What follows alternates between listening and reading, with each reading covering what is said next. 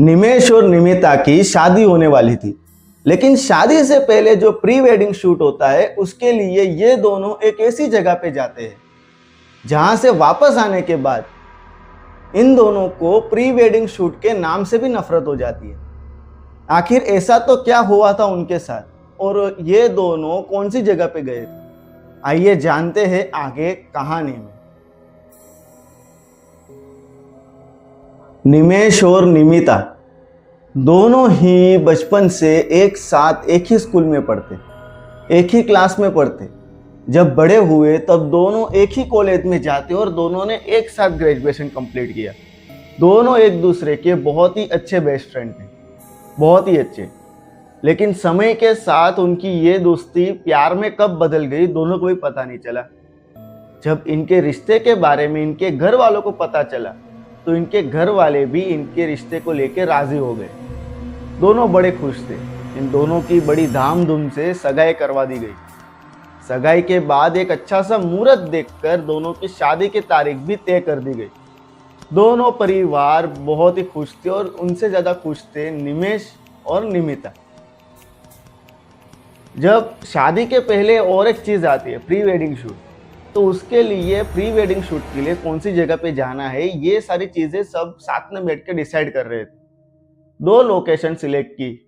एक लोकेशन बहुत ही बढ़िया बढ़िया दूर दूर तक घने पहाड़ों वाली थी और दूसरी जहां पे बहुत ही अच्छा सा झरना बहता था। लेकिन तभी जो ये निमिता है ये बचपन से ही बहुत ज्यादा एडवेंचरस किस्म की लड़की थी।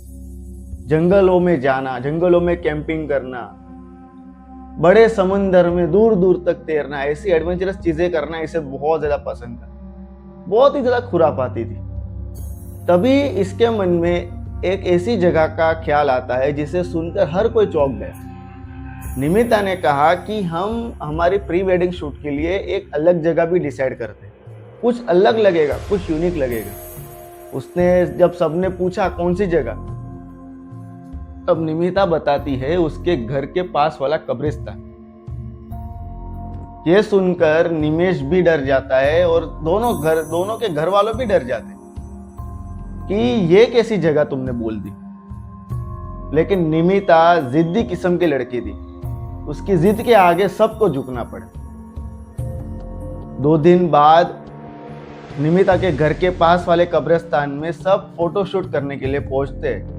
फोटोग्राफर की टीम के साथ दोनों के परिवार से कुछ लोग भी जाते ताकि वहां पे कोई दिक्कत ना हो। सूरज की ढलती रोशनी थी, हल्की हल्की नारंगी सी बहुत ही प्यारी रोशनी उस कब्रिस्तान के अंदर आ रही थी।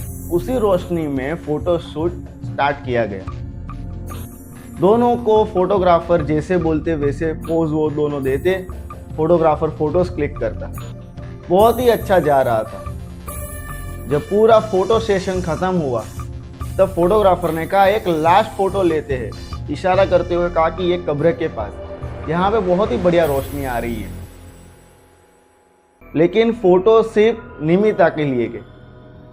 निमिता ने अपने हाथ में बहुत ही प्यारा सा और बहुत ही खुशबूदार फूलों का एक गुलदस्ता लिया। वो लेकर उस कब्र के पास जैसे ही पहुंची उसके हाथ से वो गुलदस्ता फिसल जाता है, फिसल कर उस कब्र के ऊपर गिरता है। उस गुलदस्ते को लेने के लिए जब निमिता नीचे झुकती है तब उसके हाथ से सगाई की जो अंगूठी होती है वो भी निकल जाती है और उस कब्र पे गिरती है। और ये चीज सबने देखी। निमिता पहले उस अंगूठी को लेती है, उसके ऊपर लगी हुई धूल और मिट्टी को साफ करके वापस पहनती है, फिर उस गुलदस्ते को लेती है। फोटोग्राफर ने जैसे कहा वैसे पोज भी देती है। जब फोटोग्राफर ने पहला फोटो क्लिक किया तब उस फोटो में निमिता के पीछे किसी आदमी की परछाई आती है। फोटोग्राफर को लगा यहाँ आसपास इतने लोग खड़े हैं, उन्हीं में से किसी की परछाई होगी। सबको वहां से हटाकर फोटोग्राफर ने जब वापस फोटो क्लिक की तब उस फोटो में कोई भी ऐसी परछाई नहीं आई। देखते ही देखते कब्रिस्तान का जो फोटो शूट था वो कंप्लीट हुआ। घर पे आने के बाद तकरीबन 4 दिन बाद ये लोग निकल जाते हैं बाकी डिसाइड की हुई 2 लोकेशन पर। पहले ये लोग पहाड़ों वाली लोकेशन पर जाते हैं, वहां फोटोशूट कंप्लीट करते हैं। फिर ये लोग जो झरने वाली लोकेशन थी वहां पे जाते और वहां भी फोटोशूट कंप्लीट करते। सारे काम टाइम पे खत्म हो रहे थे और शादी को अब सिर्फ 3 महीने बचे थे। हर कोई शादी के तैयारियों में लगा हुआ था। जो इनविटेशन कार्ड है वो भी छपा दिए गए थे। सब कुछ सही जा रहा था, लेकिन एक रोज पता नहीं क्यों निमिता की तबीयत बिगड़ जाती है, बहुत ही ज्यादा। उसे बहुत तेज बुखार आता है। अब उसके घर वाले ये मानते हैं कि नजर लग गई थी, तो उसके मम्मी पहले तो निमिता की नजर उतारते, उसके बाद उसे डॉक्टर के पास ले जाते। डॉक्टर ने चेक किया, दवाई दे के आराम करने को बोला। घर आने के बाद निमिता ने दवाई खाई और आराम किया। उसका बुखार उतर गया, उसे एकदम ठीक हो गया। लेकिन उस रात जब वो अपने कमरे में सो रही थी, तब उसे महसूस हो रहा था कि कोई उसके इर्द गिर्द कब से घूम रहा है।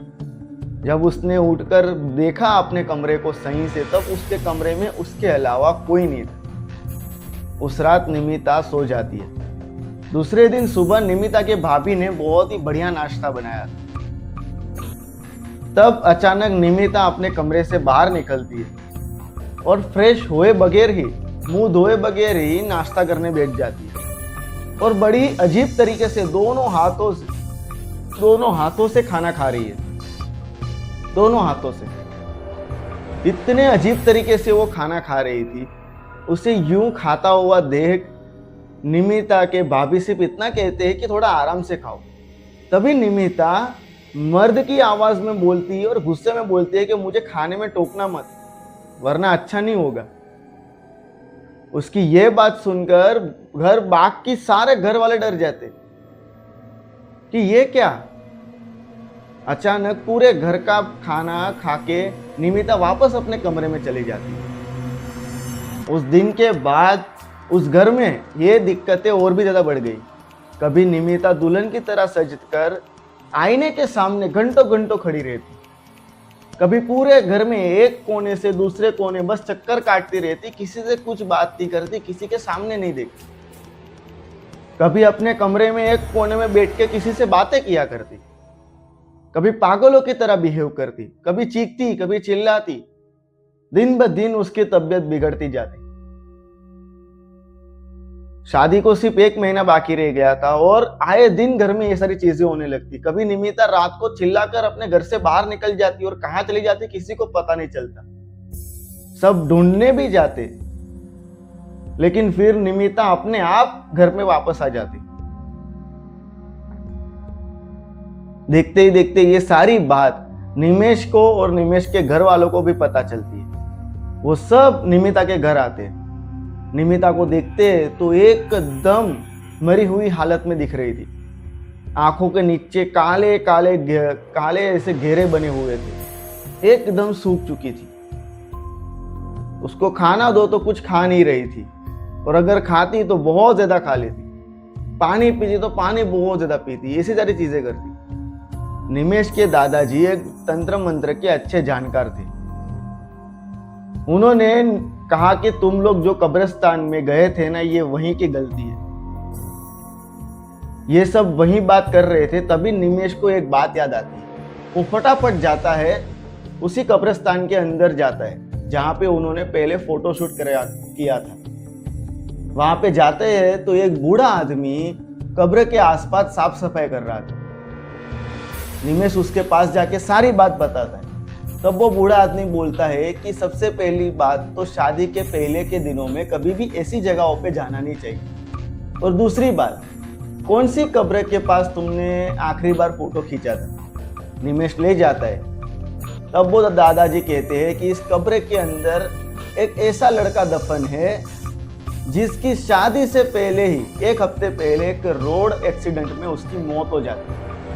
हो ना हो, इसी लड़के की आत्मा तुम्हारी होने वाली बीवी को परेशान कर रही है। निमेश फटाफट घर आता है, सारी बात सबको बताता है।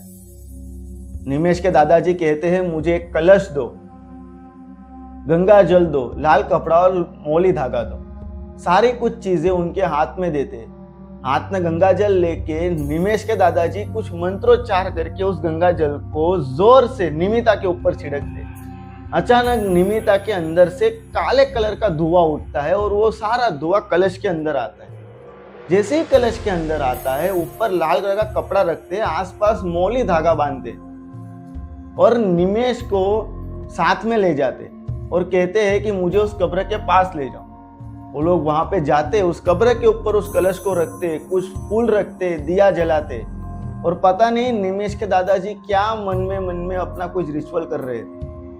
और ये सब कुछ करके वो सब पीछे मुड़े बगैर वापस अपने घर पे आ गए। थोड़े दिनों बाद निमिता की हालत एकदम सुधर चुकी थी। अब वो पहले की तरह एकदम बिहेव कर ही नहीं रही थी, एकदम नॉर्मल थी, सब कुछ सही। थोड़े दिनों के बाद उनकी शादी भी हो जाती है। बहुत ही धूमधाम से दोनों की शादी होती है और सब समझ चुके थे कि जो भी कुछ था, जो भी लड़के की आत्मा थी, वो वापस चली गई।